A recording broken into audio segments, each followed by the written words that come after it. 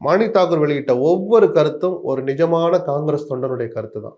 யாருமே தப்பு சொல்ல முடியாது. ஸ்டாலின் கோபத்தை காட்டினதா கேள்விப்பட்டேன். இந்த காங்கிரஸ் சில்மிஷம் சேட்டை எல்லாம் காங்கிரஸும் சொல்ல மாட்டேன். அந்த 2 பேருடைய ஒரு உரிமை குரல் அப்படின்னு டீசெண்டா சொல்லலாம். சேட்டைன்னு நான் சொல்லுவேன். இது 2 மாசமா தான் நடக்குது. ஆமா.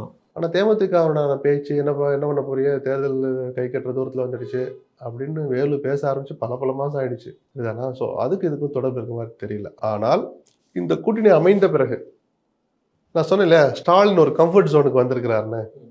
அவர் போட்டியிட போகிற இடங்களையும் குறைச்சிக்கிட்டு தான் நடக்க போகுது. நீங்க எத்தனை 5 கொடுத்தாலும் அதில் ஒன்று திமுக இலக்க தான் போகணும்.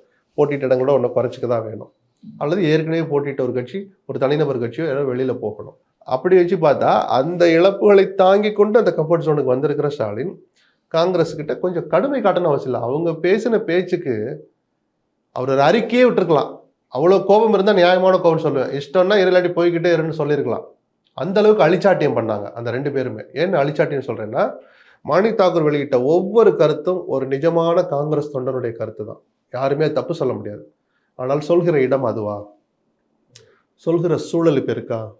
பிரேமலதா கேட்கலாம், எனக்கு ஆட்சியில பங்கு கொடுத்தா நாங்கள் வருவோன்னு.